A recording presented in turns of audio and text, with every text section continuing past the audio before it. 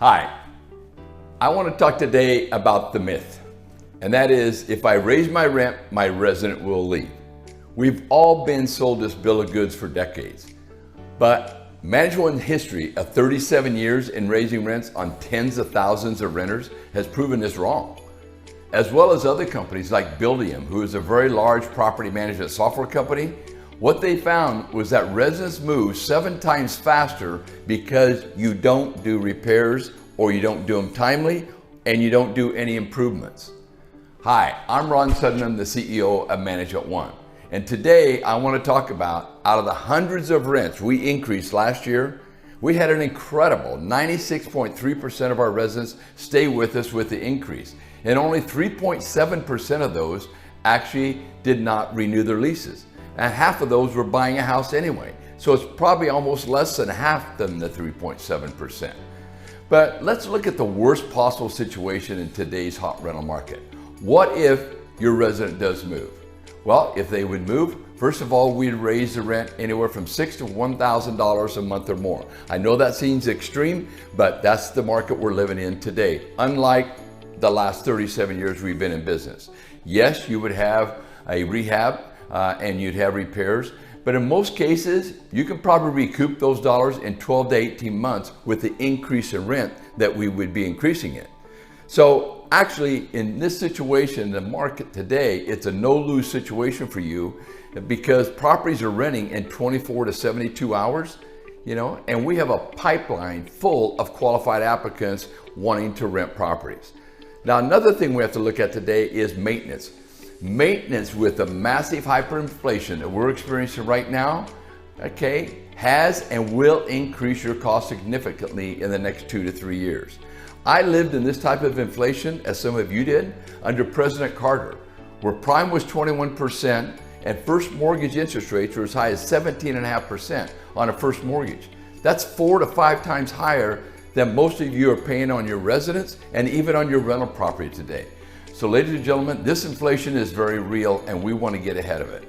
So because of this year we are strongly recommending a much higher rent increase than we have ever done in the past. And it's because of these following reasons. Reason number 1, gas prices, you've seen it on TV as well as me, are up 48%. That's massive.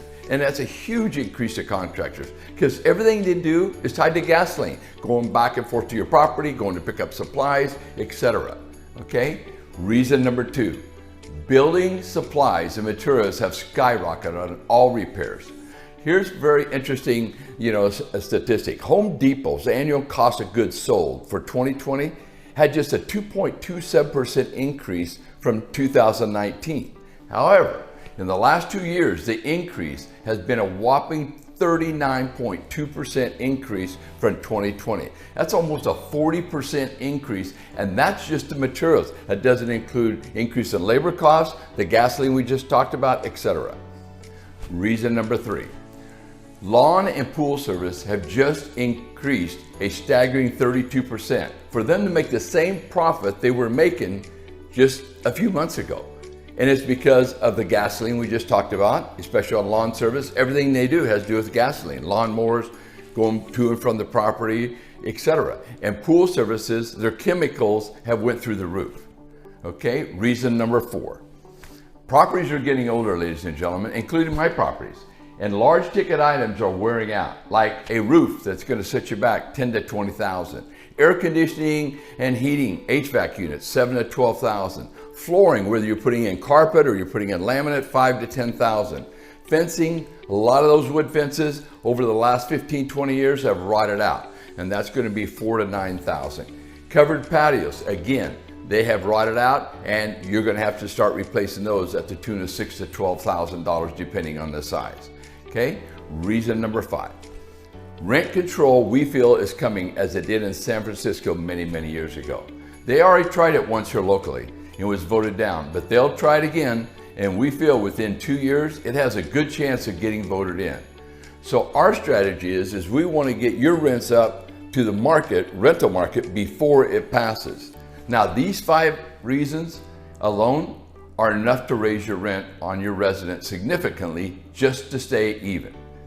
Essentially, what inflation has done to landlords is equivalent to you raising the rent on your resident on a rent of $2,000 to $2,800 in one shot. That's an $800 increase or 40%. I actually know of someone just 2 weeks ago got their rent raised $800 on a $2,000 rent. And they had to renew because if they went and rented another property, it would have been more. So these price increases in rents is very, very real. So how do we counter this for you? First of all, your rental property, not you, but your rental property needs to pay for this.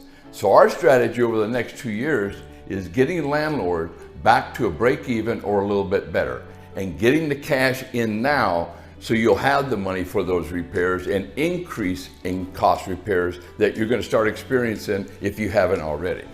In many cases, we're recommending rent increases of $250 to $400 a month on your property each year for the next 2 years. Now, in the correspondence we sent out to you, if you're only showing a $50 or $150 increase and not this kind of increase I'm talking about, it's because your property is already up to market. Okay, but if your resident moved in 2014 or 15, then you're going to be seeing what I'm showing you here now, and basically, it's going to be pretty much a standard for the next 2 years. Now, in summary, ladies and gentlemen, I understand a lot of you have a soft heart. We did too. However, over the last 2 years, okay, we have dealt with that and we've been very empathetic. But now with the hyperinflation we're in, it's essential we raise rents. Otherwise, you're going to have to pay it out of your pockets for repairs and improvements, okay? And we don't want that for you. And if you don't do improvements along the way, what you're going to find in 15 to 20 years, you're going to have to drop $30,000 to $40,000 just to bring the property back up to par. And we don't want that for you either. So thank you for your time, and I'll see you on the next video.